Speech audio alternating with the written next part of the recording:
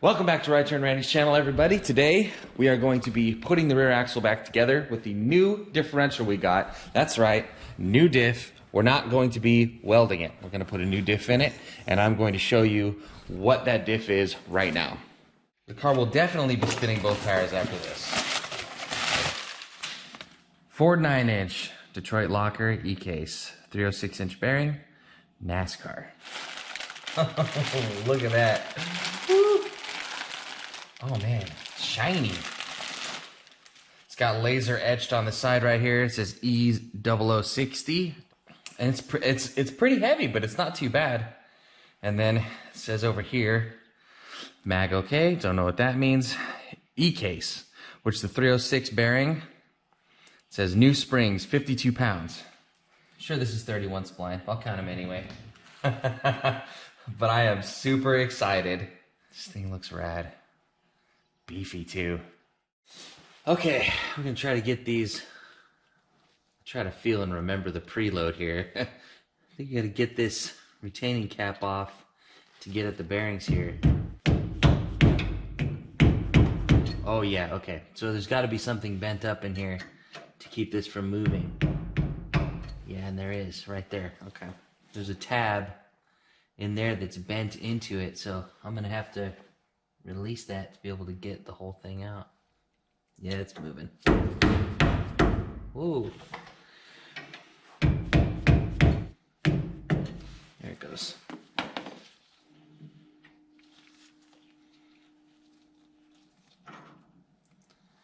Okay, this stuff I want to keep straight and in order because I have no idea. This ring here, okay?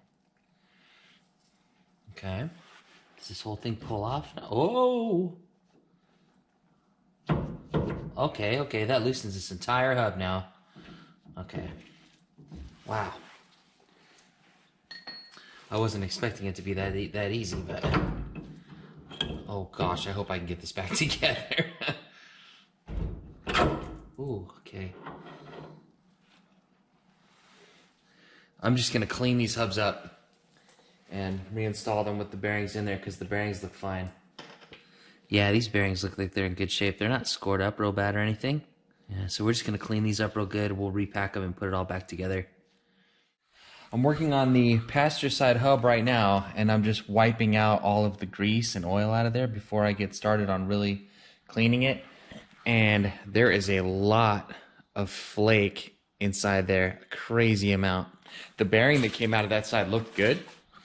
So this is a little concerning, but I'm gonna clean the whole thing out really well, pack it with grease and put it back together, and hope it does okay. I was just putting this hub back together here. I look down here real close, and I could just make out right here, it says Richmond Practice etched right there. And so now that the hubs are off, I'm going to get the inner axle seals knocked out. This axle barely fits through the snout, and then the tube opens up, so then I can angle it down and hit the back of that seal, like the very bottom of it, knock it out. Alright, so this is one of the inner axle seals. This part right here looks like it's fine. And it was sealing the axle. There's no cracks in it or splits or anything, and it feels like a really solid piece. As far as this goopy stuff they put in there, I have no idea why they would do that, but the seals really, they don't look like they'd be leaking. I'm just gonna go ahead and reuse those seals because I'm going to rebuild the hubs and put new bearings in probably in the next few months. So that way when I take the hubs apart, I can see if there's oil in there and see if those seals are leaking, and if they are, I can rebuild them then when I put the brand new bearings in. Next up, measuring for axles. Okay, because I've been so bad with measuring everything lately, I went and I measured the width of the splines in there, and then the splines to this outer race. And then I measured from the outer race, which is somewhere in this area, out to the bolts. And then I measured from the bolts on the housing all the way out to the end of this snout right here. And then I put everything back together, and I measured from the end of the snout out to the end of the splines on this hub right here. I did that for both sides to make sure I was gonna get the right length axles, because this needs 31 spline axles. This other one was 28 spline axles. So after measuring everything It comes out to bang on for this axle right here, 32 inches total, which coincidentally is the size of that axle plus that tiny little spacer over there. Ignore that Mountain Dew can. So that totals 32, and then this axle was 26.5, and after measuring the other side, it ends up being 26.5. So I can go ahead and order the axles because those are the ones I'm going to be needing. Then it's time to clean all this stuff up and start putting it all back together. I did a lot of cleaning on the hubs. I just used a bucket and some mineral spirits, some brake clean, got the third member housing clean, the ring gears clean, and so are the drive plates and the outer bearings for both sides. Retaining washers, I think those are called, and then the axle snout nuts, and I can't remember what those are called. I got the axles back from Moser. I went and picked them up myself, and they are looking good. Whoa, don't let that fall over, please. There we go. So, the old ones are 28 spline, the new one's a 31 spline. The old one had this little spacer that went down in the end to make that long enough to go all the way into the hub. These I don't have that problem with because I measured them and ordered them to correct that failure of the people that had the car before. These were also drilled and tapped on both ends for bolts to be able to space the splines out, because inside the diff it's completely open going all the way through. There's no pin in there. So you have to keep the axles separate, or if you don't do that, the splines can pull out of the drive plate and just tear up the inside of the hub. So you have to have a bolt threaded in here to keep the axles spaced apart inside the differential. Also, not only I asked them to do that, and they happily obliged, but I did not ask them, oh, did you see that? Yeah, I caught that. I did not ask them to drill and tap the spline side, but they did anyway, which I thought that was very nice of them. These look so good. So you can check this out and see if these axles fit in the new diff, which they absolutely do. And then the other side of the floater, this is the 24 spline that goes into the hub side. And that's a little bit tighter of a fit, but those go in there also. And the dimensions of the differential haven't changed, so the lengths should be perfect and everything should fit in there just fine. Moser did include clips for the spline end on the drive hub, but I'm not going to be able to use those because the dust cap that goes over that doesn't allow for any clearance for the axle to stick out of the hub. So I'm going to have to use the bolt on the inside here to space them apart with a little bit of blue Loctite, and I think that'll work out just fine. But those are the axles, and I'm stoked because they look great. In addition to ordering the axles, I needed 2 different O-rings. One of the O-rings goes into this outside edge here on the hub, and it seals the hub against the drive plate right here. So there's this rim there that goes inside that, and then the O-ring seals between here and between this outside surface right there. Then I also needed the O-ring seal that goes in here, and that seals the end of the splines right here against the drive hub. So I ordered O-rings for the dust cap and for the drive plate to hub, and those should be coming in the next few days. And today arrived the gear oil for the differential, the red and tacky for packing the bearings, some gear marking compound, and some gloves, because I actually ran out of gloves. The first box I bought a couple years ago, I used the last, I think I only have 1 or 2 pairs left in there. So next up, I'm going to finish cleaning the oil out of the axle housing, and that'll be the last bit of cleaning I need to do, and then I'm going to get started on assembling the center section.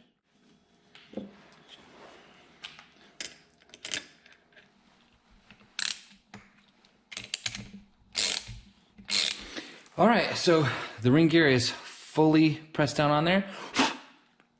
And as I got toward the bottom, as soon as it fully seated, these stopped like completely immediately and wouldn't even move anymore. Like they stopped pretty abruptly. So this thing's fully pressed on here on these sort of 4 corners.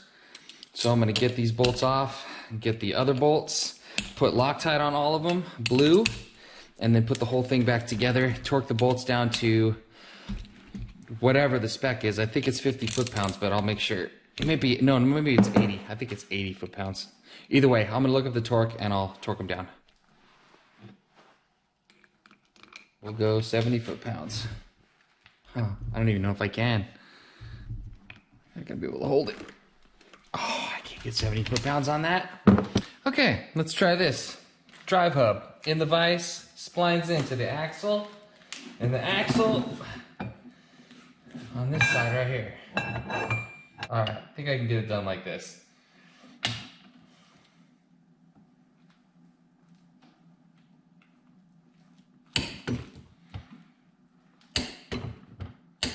Torqued, 70 foot-pounds.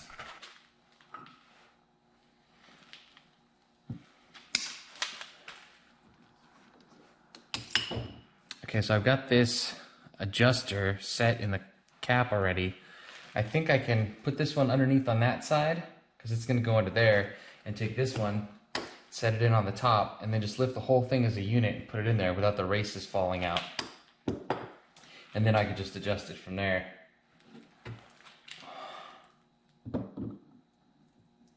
Wow, this is a lot tougher than I thought it was going to be. Okay, why is it still not going in? Oh, that feels totally wrong because there's a lip right here. Okay, so on this side there's a lip. On this side there's no lip. You can feel the caps are totally different on this side than that side. That's why these caps have to be matched. So I should have used these bolts to try and line it up in the first place. But I know I have the caps on the correct sides because I marked them. And this is the single, and this is the double. The backlash is insane right now, so the whole differential needs to move this way. This is closer to 30 thousandths, which is a grip. It's way too much, so I'm gonna have to tighten that up. I gotta go another 4 holes probably. I'm getting about 4 thousandths, 5 thousandths, which is what was out before. Now about 4 thousandths it looks like. Gear run out is about 2 thousandths, which is within spec as far as I know. And here the axle comes to the rescue again, this time for torquing these bolts.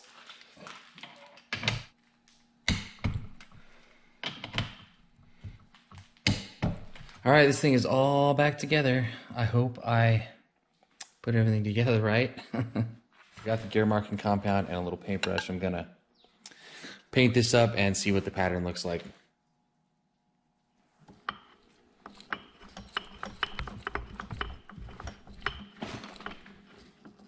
I'm pretty surprised how hard you had to press the gears together to get that stuff to sort of smear off, but it looks to me like the pattern is okay.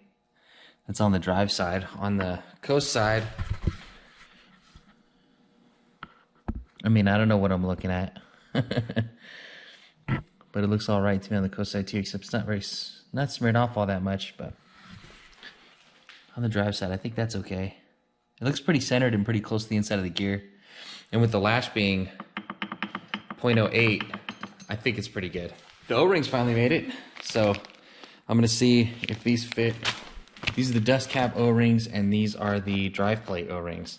So I'll fit those up right now, see if they fit. This O-ring should go in here. Does it? Oh man, smush is in there. Oh my gosh. You better fit. I'll be so mad. Perfect. Sweet. And it sticks up just a tiny bit above the surface, because that sits flush. So that should seal really nicely. And then these are the bigger seals for the hubs, and they go in this little groove right here. So they look like they fit perfect, because that is a flush flat fit, and that flange in there is going to go inside that seal, and these go on top of here like this. So once that seat's in there flush, yep, and then that's up against the seal, which is flat, but there's only like a very, very tiny, small amount, and it will smash that seal and stay sealed up. All right, here we go. These are the older bearings. They definitely don't look too bad. I don't think they look bad. But these are going to go back in because there's old bearings in here also. Which side is this? This side's wiped out. The outer bearing on this is pretty bad. But I'm putting the whole thing back together with these older bearings. It's only going to last me a few months. I have new bearings on the way. It takes quite a lot of grease. I was surprised. But man, I got one of them packed up already. And this one's next. Then we're going to grease the hubs, put some extra grease in the hubs, get them back together. So I got these hubs all greased up, didn't make too much of a mess, and they're ready to go back on the snouts. And this hub feels significantly heavier, all loaded up with grease like this. Now this bearing's going to want to fall out of here.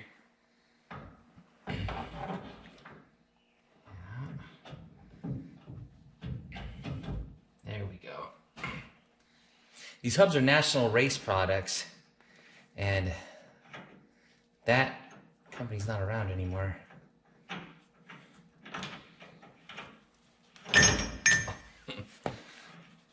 Oh yeah, this is left-hand threaded. So loose is the way to go. All right, next up, drive plate. Put that O-ring in there. You can feel it makes a nice soft landing. And then there's a couple bolts, well, tiny little Allen-headed screws, and they go in just a couple places here. I think there's supposed to be 3 of them, but there was only 2. I could buy more, but I think 2 is enough. All right, so now I'm gonna install the new 31 spline axles. And before I get the third member in, I want to send these all the way through. Look and see what we got here. Got axles pushed into both sides. Whoa. No way. Oh my goodness. Okay. Things just got really interesting. Both the plates are cambered a degree. So when the locker goes in here, these axles are actually going to always be bent, this one down and this one up, in order to line up. So they're always going to have stress on them. The other axles were fine. I think but with just a little bit of pressure, they line up enough that I think they'll be all right. Oh my goodness. That's crazy. But that's what 1 degree of camber in each side. That's the difference you'll have on your axles. That's pretty nuts. But yeah, that looks significant. Either way, I went up to the hardware store and I got a bolt to space these apart. Right now, both the axles are where they need to be on the end of the drive plates. So, all right, so I've got the bolt in there with a lock washer and a nut right here. And this is just at the perfect distance with both axles all the way flush with their respective hubs. It's enough play for thermal expansion and for the axles to move just a tiny bit. But other than that, they're going to be set, locked. They can't get any closer than this and pull out of the hubs. Probably with this close, they wouldn't pull fully out of the hubs anyway. But this is an extra measure to make sure that there's full spline engagement on both sides. A little bit of a change of plan. I should have thought of this. But the camber plate is kind of really tough to get the axle through when it's bolted on there. So I'm going to put the axles into the differential without the camber plate on. Then I'm going to bolt the camber plate in after. I have very little room under here with this. Let's see if we can get this thing in here. I feel like I'm in an exercise video. So far, this is going much, much better than I expected. As long as this drive shaft doesn't fall on my face, I think this is going to turn out pretty okay. Okay, it's too high. Oh gosh. Oh no. Shoot. I can't twist the jack. Okay. I can't lower the jack. Oh crap. Oh, this is going south fast. Maybe just a hair more.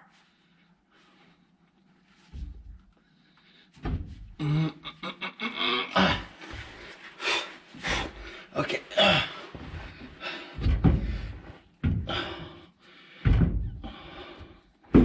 can't even really see where it's at. There we go. Okay. Oh. Dude, score. All right, that thing is seated on there.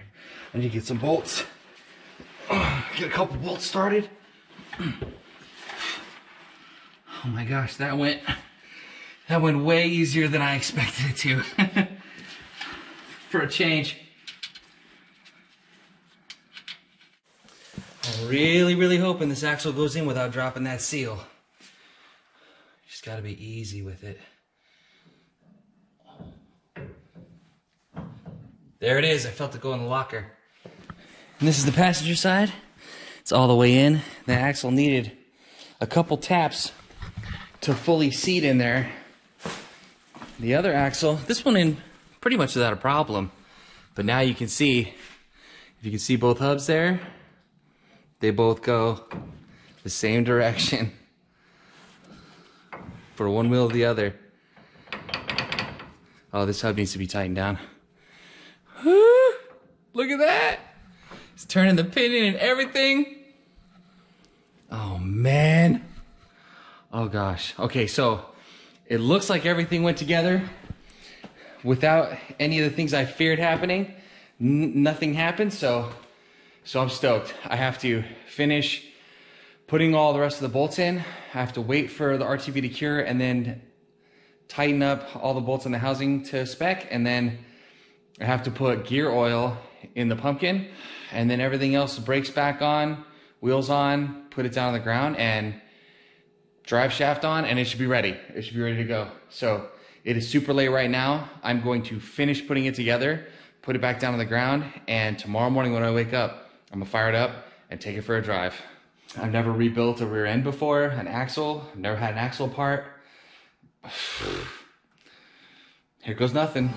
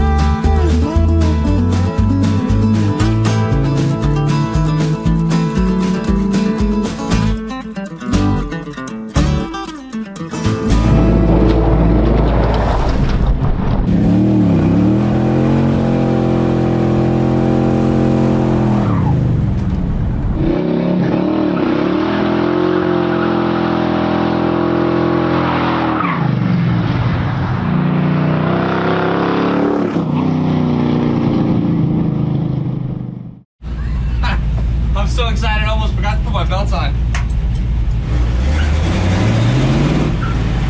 Woo.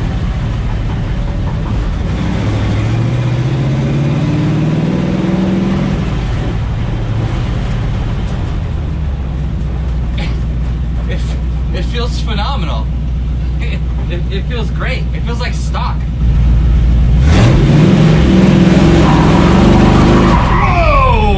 It's definitely spinning both of them. Woo! That's the first time I've ever had this thing sideways.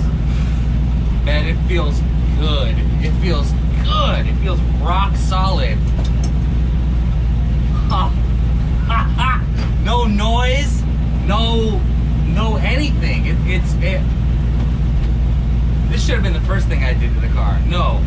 Stick shift had to be the first thing, but man, this is right up there. This is right up there. Oh, what a relief after all that work. Now I was reviewing the video of that drive afterward, and at some point I stalled the car, and right after I stalled it I said oops, but right before I said whoops, there's a weird voice or something. You guys can tell me what you think this is. Whoops. Whoops. Whoops. Now I did say that the diff was quiet. There's no gear noise at all, which makes me feel good about how I set it up. Of course, it's longevity that you're really getting with a good setup.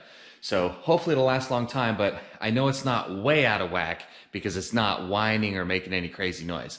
The car does make noise going around corners. It's like a click, clack from the ratchet, and it is loud. You can't really hear it that much in the car, but if you're really listening while the car's running, you can hear it. But this is what the thing sounds like when the car's not running.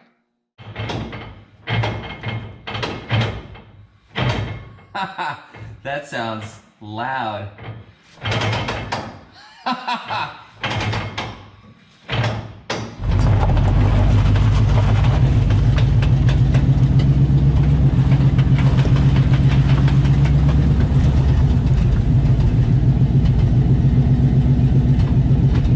And just to give you an idea of how rigid this chassis is, jack's underneath that side, and there's a jack stand under there.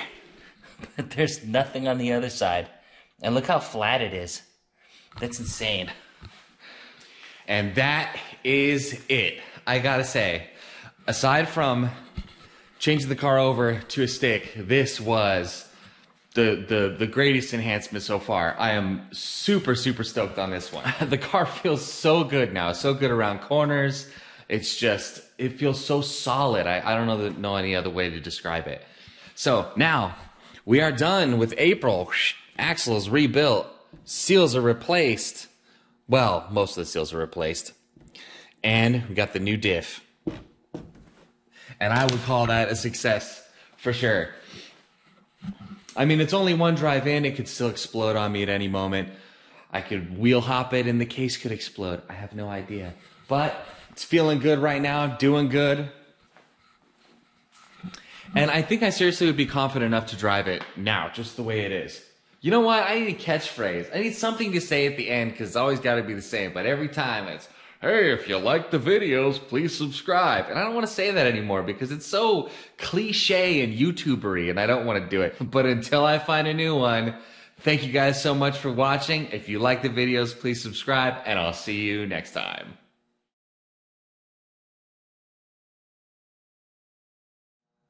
Oh, man. I forgot to fix the radiator. I'll do that in the next video.